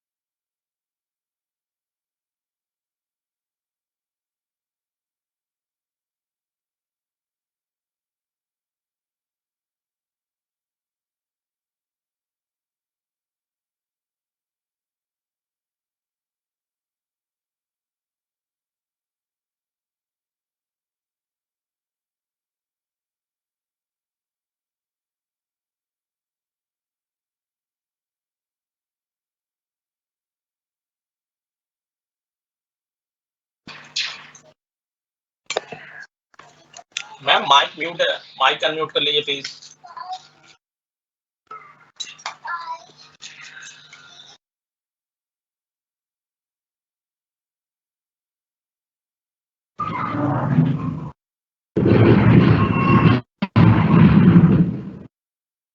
तो मैं माइक को अनम्यूट करना भूल गई थी, तो मैं फिर से आपको जल्दी जल्दी बता देती हूँ कॉन्ट्रैक्ट ऑफ सेल क्या है। अभी तक हमने बाकी कॉन्ट्रैक्ट ऑफ सेल की, तो इसका मीनिंग क्या है, जब सेलर अग्री करता है या ट्रांसफर करता है गुड्स को बायर को देने के लिए और बायर अग्री करता है प्राइस को सेलर को देने को, तो उसको बोलते हैं कॉन्ट्रैक्ट ऑफ सेल। और कॉन्ट्रैक्ट ऑफ सेल अलग अलग तरीके से हो सकता है। पहला मतलब देखो, इसमें दो चीजें होती हैं, सेलर से बायर तक गुड्स जाएंगे और बायर से सेलर तक पेमेंट जाएगी, ठीक है, प्राइस जाएगा। तो इन गुड्स, तो या तो ये दोनों चीजें किस तरीके से होती हैं, इसके अलग अलग मोड्स हैं जिसको आप कॉन्ट्रैक्ट ऑफ सेल में काउंट कर सकते हो। तो पहली चीज है immediate delivery of goods.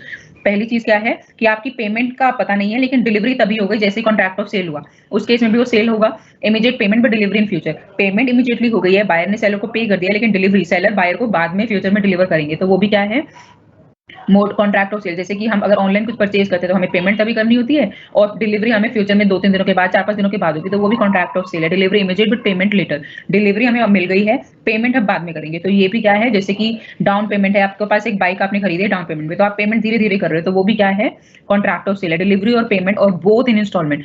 Delivery धीरे धीरे हो रही है, इंस्टॉलमेंट्स में हो रही है, या फिर पेमेंट इंस्टॉलमेंट्स में दे रहे हो आप, या फिर दोनों ही चीजें इंस्टॉलमेंट्स में आपको मिल रही हैं और आप दे रहे हो, तो ये भी कॉन्ट्रैक्ट ऑफ सेल है। या फिर डिलीवरी भी फ्यूचर में है, पेमेंट भी फ्यूचर में है, तो उसको भी आप कॉन्ट्रैक्ट ऑफ सेल में काउंट कर सकते हो। तो ये सारे मोड्स हैं, अलग अलग मोड्स हैं किस तरीके से आप कॉन्ट्रैक्ट ऑफ सेल हो सकता है। नेक्स्ट इज, एक कॉन्ट्रैक्ट ऑफ सेल को वैलिड करने के लिए क्या क्या फीचर्स होने चाहिए, क्या क्या चीजें जरूरी हैं कि वो एक वैलिड कॉन्ट्रैक्ट ऑफ सेल हो।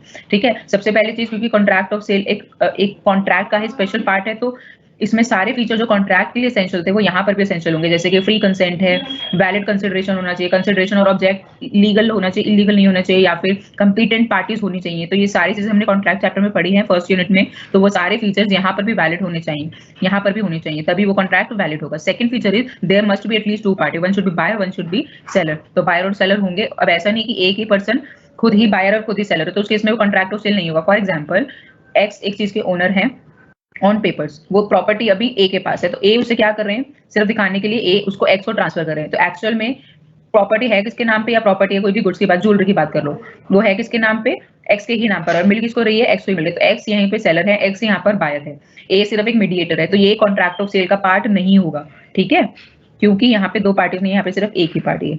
अब देखिए दूसरी चीज, partners of a firm are joint owner. अब एक पार्टनरशिप फर्म है, लेट्स से उसमें 10 पार्टनर्स हैं। अब एक पार्टनर ने अपना कोई एसेट दूसरे पार्टनर को दे दी, पार्टनरशिप फर्म की ही कोई एसेट दूसरे पार्टनर को ट्रांसफर कर दी, तो क्या वहां पे उनको दो पार्टीज बोला जाएगा? नहीं, क्योंकि सारी पार्टीज को, सारे पार्टनर्स को आप एक ही पर्सन में काउंट करते हो, लॉ एक ही पर्सन में काउंट करता है। So partners of a firm are joint owners, they वो एक उस एसेट के सारे मिलके ओनर्स हैं, जॉइंट ओनर्स हैं। They are not treated as separate person, उन्हें अलग अलग पर्सन की तरह ट्रीट नहीं किया जा सकता। तो अगर उनके बीच में कुछ लेन देन होता है, गुड्स का ट्रांसफर होता है एक पार्टनर से दूसरे पार्टनर में, पार्टनरशिप फर्म की बात हो रही है, ठीक है, तो पार्टनरशिप फर्म की कोई एसेट अगर एक पार्टनर दूसरे पार्टनर को ट्रांसफर करता है तो वो कॉन्ट्रैक्ट ऑफ सेल नहीं होगा, क्योंकि वहां पे जो पार्टनर्स हैं उन्हें एक ही पर्सन समझा जाता है, ना कि अलग अलग पर्सन।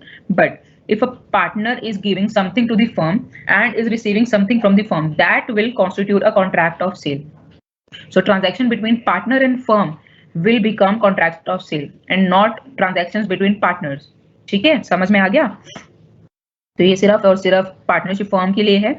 अब देखिए, subject matter of sale must be goods. आप गुड्स को ही सेल करने के लिए कॉन्ट्रैक्ट ऑफ सेल में आए हो, किसी और चीज को सेल कर रहे हो तो वो भी कॉन्ट्रैक्ट ऑफ सेल का पार्ट नहीं होगा। So sale of immovable property is not included. अगर आप कोई लैंड को सेल और परचेज कर रहे हो तो वो कॉन्ट्रैक्ट ऑफ सेल का पार्ट नहीं है।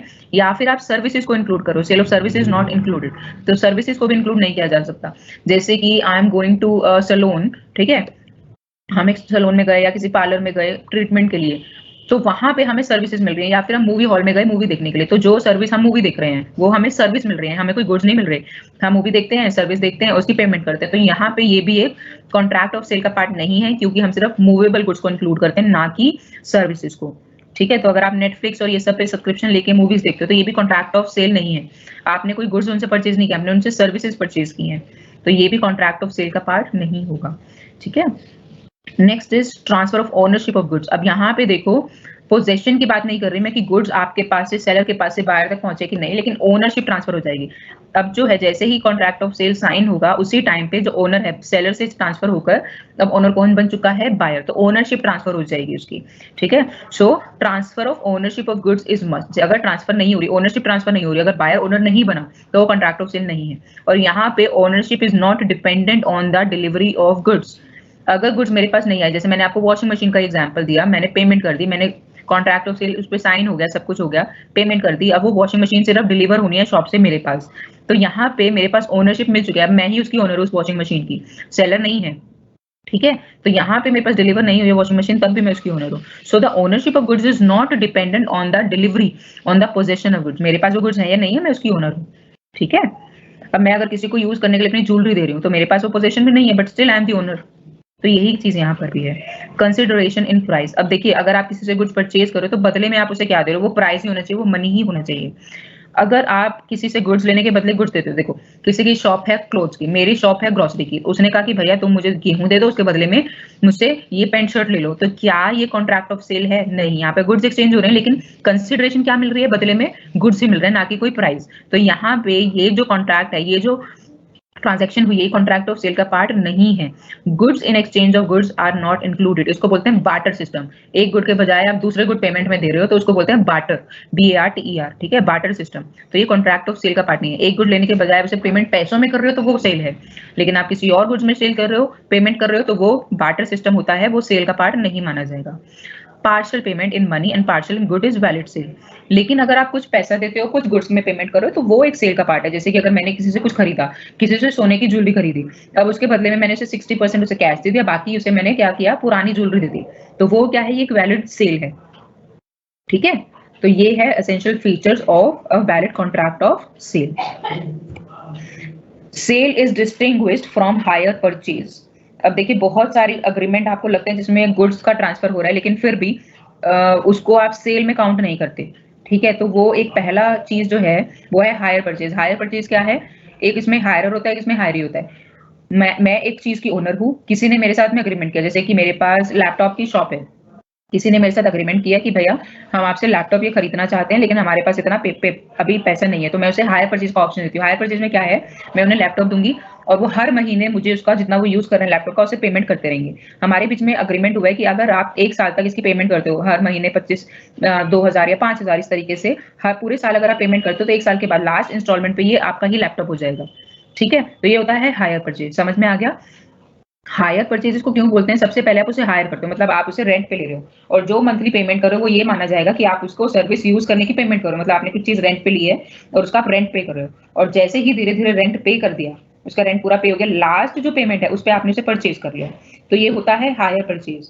ठीक है, और सेल अब हायर परचेज से किस तरीके से डिफरेंट है, देखो सेल में आपने जैसे ही पेमेंट करी या फिर जैसे ही सेल का अग्रीमेंट साइन हुआ, कॉन्ट्रैक्ट साइन हुआ, उसी टाइम पे ओनरशिप ट्रांसफर हो जाती है सेलर से बायर के पास। लेकिन हायर परचेज में ओनरशिप कब ट्रांसफर, पोजेशन चला गया हायरर के पास, जिसने सेल करा है वो है हायरी, दूसरा है हायरर, तो हायरी से हायरर तक पोजेशन चला गया, गुड्स चले गए, लेकिन ओनरशिप अभी भी हायरी के पास है, वो हायरर को नहीं मिली है। ओनरशिप हायरर को कब मिलेगी, on the payment of last instalment.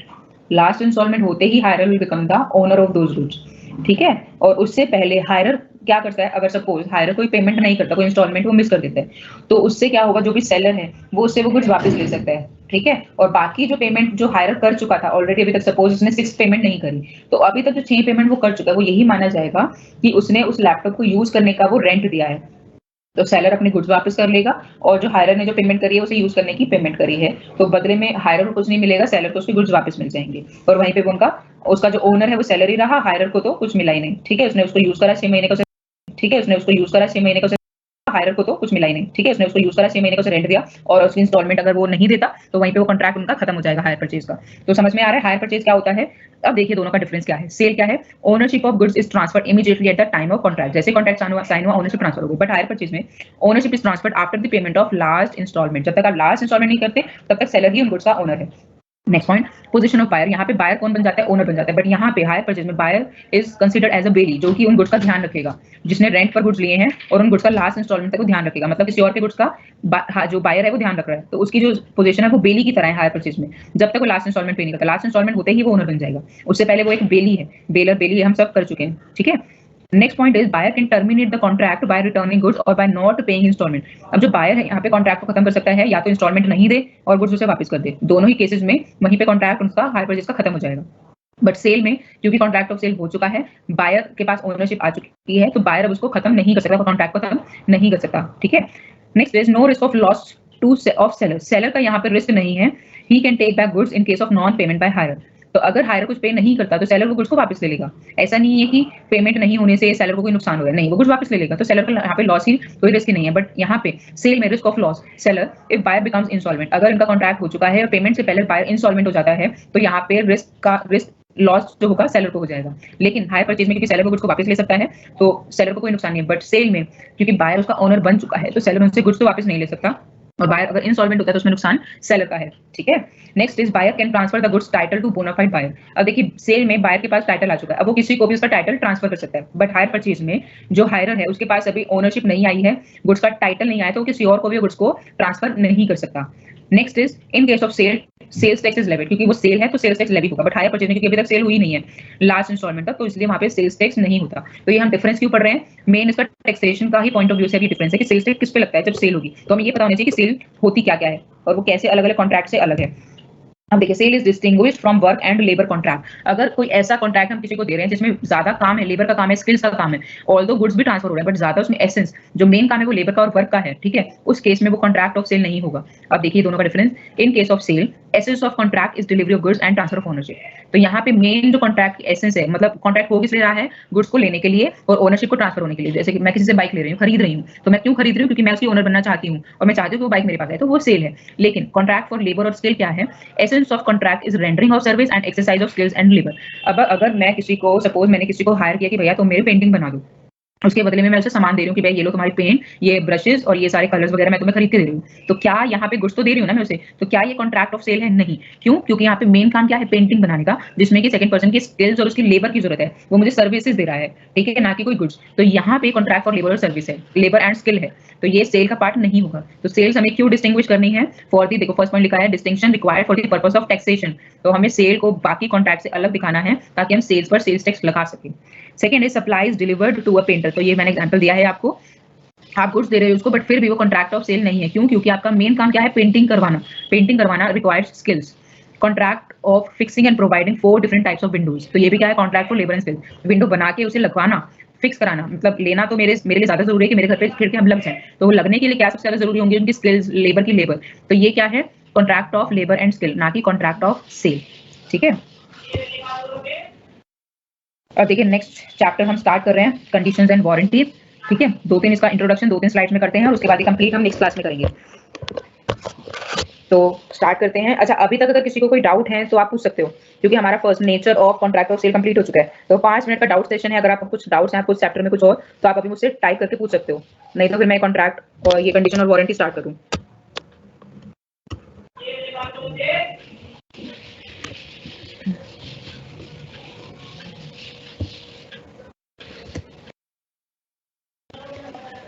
देखो Faiz Ahmed, you can refer Rajni Jagota, और वैसे ये लॉ की बुक है, तो आपको अगर लॉ की कोई भी बुक मिलती है, बिजनेस लॉ की किसी भी ऑथर की, तो आप वो रेफर कर सकते हो, ठीक है। क्योंकि लॉ की मैंने 2-3 बुक्स देखी हैं, सब में लैंग्वेज ऑलमोस्ट सेम होती है लॉ की बुक्स में, एक्सप्लेनेशन किस तरीके से है वो ज्यादा मैटर करती है। तो आप कोई भी बुक इसमें रेफर कर सकते हो, बट मैं आपको रजनी जगोटा बोलूंगी। ये सचिन, एसर्टेन अनएसर्टेन गुड्स वही है, ठीक है।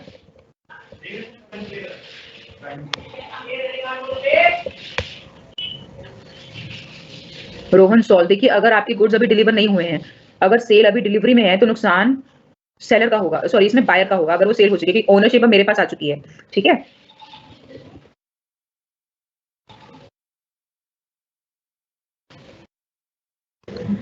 अगर किसी पार्टी के फॉल्ट की वजह से डिस्ट्रक्शन होती है एनोनिमस, तो उस केस में आप वही पार्टी लायबल होगी जिसका फॉल्ट है, ठीक है। अगर सेलर का फॉल्ट है तो सेलर ही नुकसान उठाएगा, बायर का फॉल्ट है तो बायर नुकसान उठाएगा।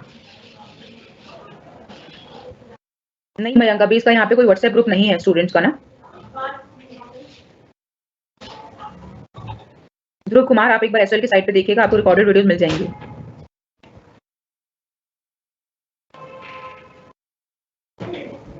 और ऋतिक भसीन, आपको रिकॉर्डिंग एसएल के साइट पर मिल जाएंगी, आप एक बार उसको देख लेना।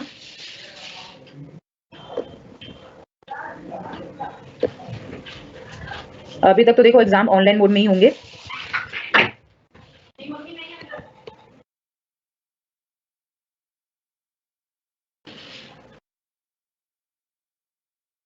देखिए एनोनिमस, इसकी हेल्प आपको पास्ट क्वेश्चन पेपर से मिलेगी। किस चैप्टर की कितनी वेटेज है, कौन कौन से एग्जाम्स और क्वेश्चन पेपर आ सकते हैं। इनफैक्ट किसी भी क्वेश्चन पेपर को सॉल्व करना है या किसी भी एग्जाम को क्रैक करना है, तो उसका सबसे बेस्ट तरीका ये होता है कि पास्ट एग्जाम्स को देखो, आपको आइडिया मिलता है किस तरीके के एग्जाम्स हैं, कौन से चैप्टर की कितनी वेटेज है, उसमें से कौन कौन से टॉपिक्स आ सकते हैं। तो बजाय इसको मैं बताऊं, बेटर है कि आप अपना एनालिसिस करो, कौन से चैप्टर में क्या क्या इंपॉर्टेंट है और उसके हिसाब से पढ़ो, तो वो ज्यादा एक बेहतर तरीका है।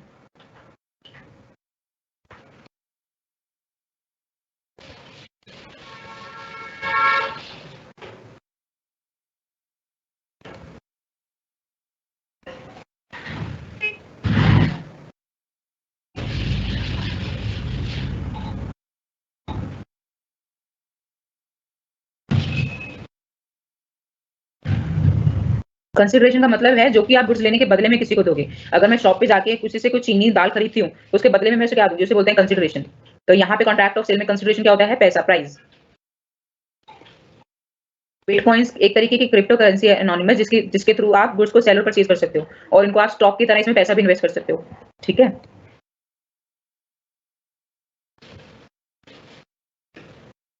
अंशिका, देखो हायर परचेज वो होता है जिसमें आप गुड्स की डिलीवरी तो ले लेते हो सेलर से, लेकिन उसके लिए धीरे धीरे पेमेंट करते हो इंस्टॉलमेंट्स में, और वो गुड्स जो है तब तक ओनर के ही, जो सेलर है उसी की रहेगी उसकी ओनरशिप। मतलब आप उसे इस तरीके से यूज करो जैसे कि आप उसका रेंट पे कर रहे हो यूज करने का, जब तक आप उसकी लास्ट पेमेंट नहीं कर देते। लास्ट पेमेंट होते ही उसकी जो ओनरशिप है वो आपके पास आ जाएगी। तब तक लास्ट पेमेंट, सपोज किसी गुड्स की आपको 12 इंस्टॉलमेंट देनी है, 11वीं इंस्टॉलमेंट तक भी वो गुड आपका नहीं है, सिर्फ और सिर्फ 12वीं इंस्टॉलमेंट दोगे तभी वो गुड आपका बनेगा, आप उसके ओनर बनोगे। उससे पहले की 11 इंस्टॉलमेंट पे आप इस तरीके से उसे यूज करो जैसे कि आप उसे यूज कर रहे हो गुड्स को, उसका आप रेंट पे कर रहे हो। बेली, निकिता बेली के लिए आपको लास्ट पीपीटीज और स्लाइड्स आपको देखनी पड़ेंगी एसएल की साइट पे, आपको लास्ट वीडियोस देखनी पड़ेंगी। मैंने टॉपिक क्लास में किया था। नहीं, कंसाइनमेंट अलग होता है, हायर परचेज अलग होता है। मैंने बोनाफाइड होता है अच्छे एक फेथ में, मतलब किसी को एक अच्छे ट्रस्ट पे आप किसी को कोई गुड्स दे रहे हो किसी अच्छे काम के लिए, या फिर मतलब ऑनेस्ट उस पे, कोई फ्रॉड नहीं। ठीक है,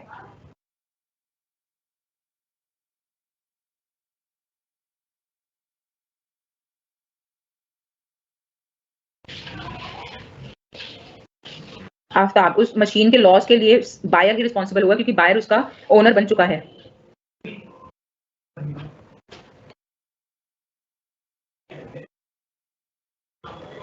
चलो तो स्टार्ट करते हैं, कंडीशंस एंड वारंटीज। ठीक है, तो सबसे पहले कंडीशंस आपको पता होंगी, वारंटी आपको पता होगी, लेकिन अब देखिए इस चैप्टर में हम कंडीशंस और वारंटीज को किस तरीके से डिफाइन करेंगे, कैसे लॉ से डिफाइन करता है, और कैसे जो हमें समझ में आता है और जो इसमें लिखा है वो किस तरीके से अलग है।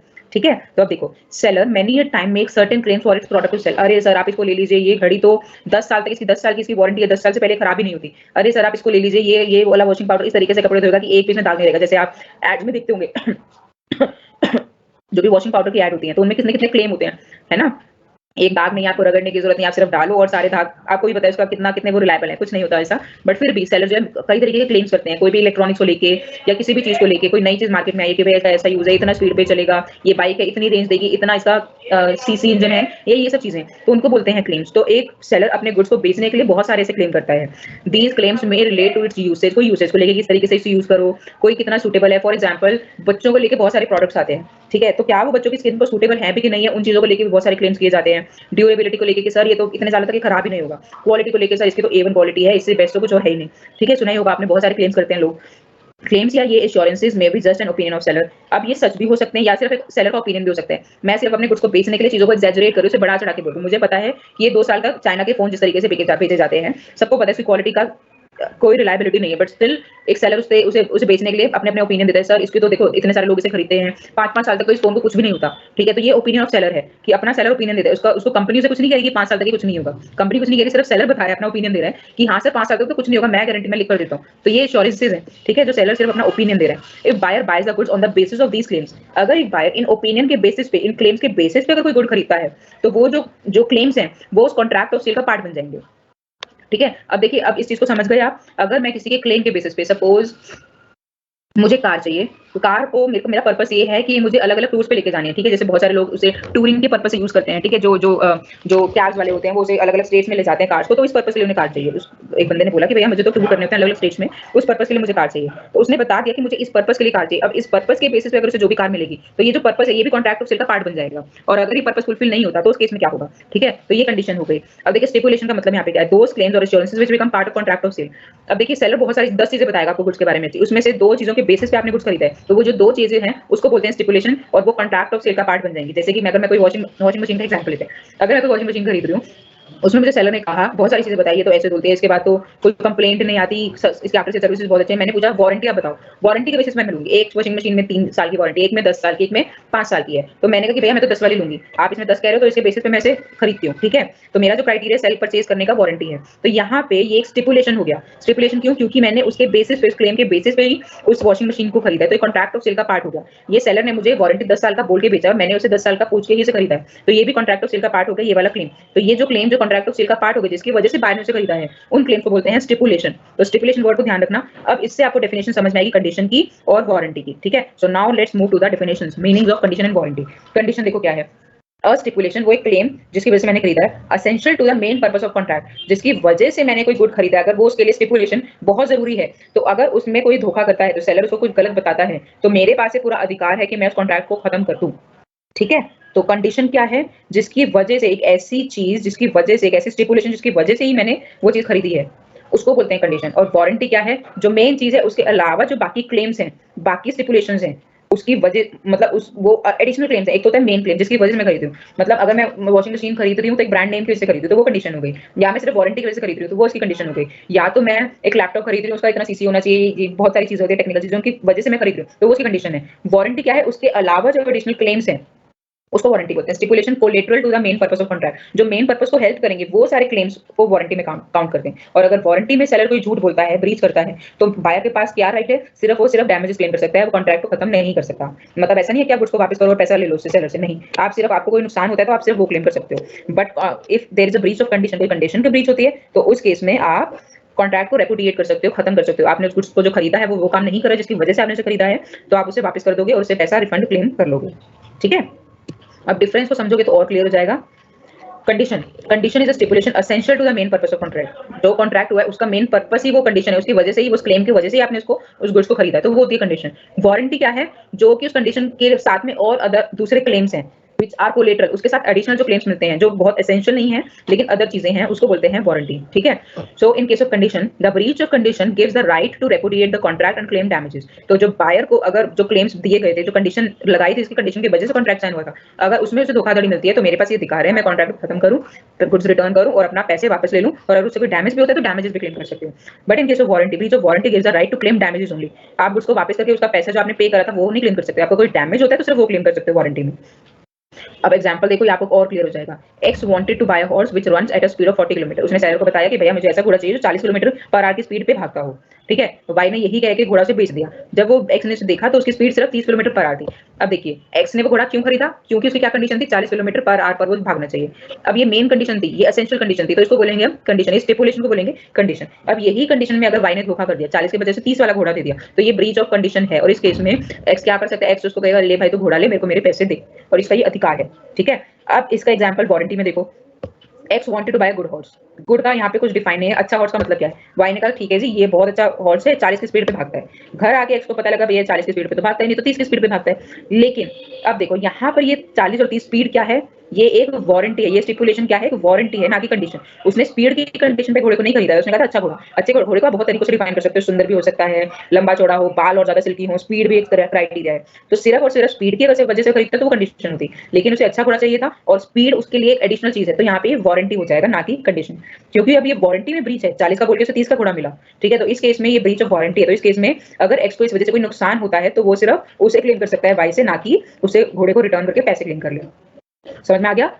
Last difference is in case of condition buyer may choose to treat the breach of condition as breach of warranty. मतलब ब्रीच ऑफ कंडीशन को ब्रीच ऑफ वारंटी में ट्रीट कर सकते हैं। कैसे?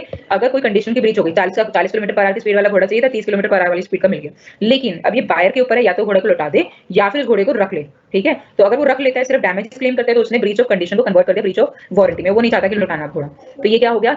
ही has the right to treat the breach of condition as breach of warranty. But अगर breach of warranty में buyer के पास अधिकार नहीं है कि वो ब्रीच ऑफ कंडीशन में से कन्वर्ट कर ले कि भैया अगर मेरी वारंटी ब्रीच ऑफ वारंटी हुई है तो मैं भैया घोड़ा लौटा के ही पैसे वापस लूँ के दूसरा ही घोड़ा लूँ, वो आपके पास ऑप्शन नहीं है। फिर in breach of warranty you can not treat it as a breach of condition. समझ में आया? आई होप यहाँ पे जो वारंटी का मीनिंग है और जो हमें वारंटी का मीनिंग लगता है, उन दोनों का क्लियर आपको डिवीजन समझ में आ रहा होगा। ये वो वारंटी नहीं है जो हमें पता है वारंटी। ठीक है, चलो तो यहाँ तक आज हमारी हम क्लास यहाँ पे ओवर करते हैं। आई होप यहाँ पे स्पीड मेरी स्लो थी, आप लोगों को सब समझ में आया होगा। और अब हमारी नेक्स्ट क्लास होगी फ्राइडे को। ठीक है, चलो तो अगर कोई डाउट है 2-3 मिनट आपके पास आप पूछ सकते हो और उसके बाद फिर क्लास वाइंड अप करते हैं। मेरी तरफ से क्लास हमारी पीपीटीज आज के लिए इतनी ही है। नेक्स्ट हम कंटिन्यू करेंगे नेक्स्ट क्लास में।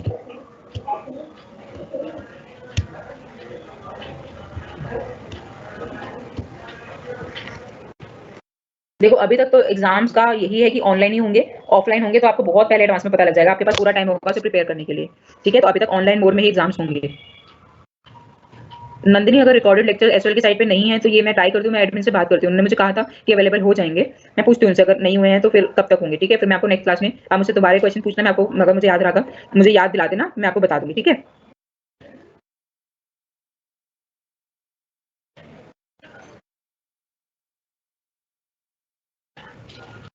देखिए Aftab, partial payment in money and partial in goods का मतलब, जैसे मैंने आपको ज्वेलरी का एग्जांपल दिया, मुझे कोई ज्वेलरी खरीदनी है, ठीक है, नई ज्वेलरी खरीदनी है, तो मैंने क्या किया, उसकी आधी पेमेंट कैश में कर दी और आधी पेमेंट के लिए मैंने सोचा कि भैया मेरे पास पुराना गोल्ड पड़ा है, उसको बेच के मैं उसे बेच देती हूँ। तो ये क्या है, मैंने ज्वेलरी खरीदी और उसकी पार्ट पेमेंट गुड्स में करी, पार्ट पेमेंट मैंने उसकी कैश में करी है। तो ये क्या हो गया, ये भी एक वैलिड सेल होगी, सेल में काउंट किया जाएगा।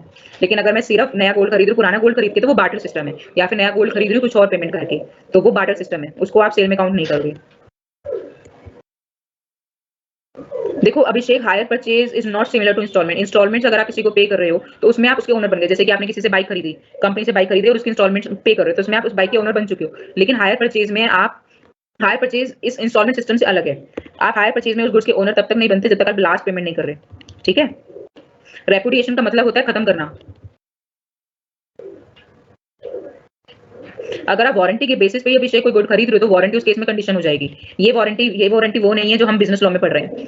ठीक है, जो आपको वारंटी समझ में आता है कि भैया 10 साल की वारंटी कंपनी दे रही है कि 10 साल में अगर इसमें कुछ भी डैमेज होता है तो कंपनी उसे रिपेयर करेगी, हम उस वारंटी की बात करें। लेकिन बिजनेस लॉ में वारंटी का मतलब बहुत सारी चीजें, सिर्फ ये वारंटी नहीं है।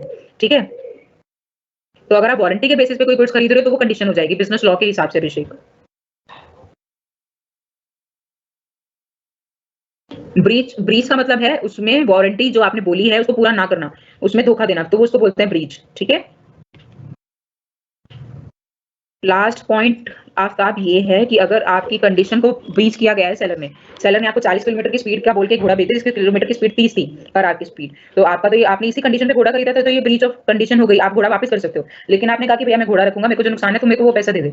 ठीक है, तो ये क्या है, आपने क्या कर दिया, आपके पास जो अधिकार थे आप उसने उसको खत्म करके सिर्फ डैमेजेस क्लेम कर रहे हो। तो डैमेजेस किसका पार्ट है, ब्रीच ऑफ वारंटी का पार्ट है, तो आपने अपने ब्रीच ऑफ कंडीशन को ब्रीच ऑफ वारंटी में कन्वर्ट कर दिया। लेकिन अगर सेकंड केस वाला जो एग्जांपल है, अगर हम हमारे ब्रीच ऑफ वारंटी होता है तो हम उसे ब्रीच ऑफ कॉन्ट्रैक्ट कंडीशन में कन्वर्ट नहीं कर सकते। मतलब हम, अगर हमारे पास अधिकार ही सिर्फ डैमेज क्लेम करने का है तो हम उसे घोड़ा वापस करके हमने जो पेमेंट करी वो नहीं ले सकते। तो उसमें मतलब समझ में आ गया, तो हम ब्रीच ऑफ वारंटी को ब्रीच ऑफ कंडीशन में कन्वर्ट नहीं कर सकते, बट ब्रीच ऑफ कंडीशन को ब्रीच ऑफ वारंटी में कन्वर्ट कर सकते हैं। ये है लास्ट पॉइंट। क्लियर आफ्ताब?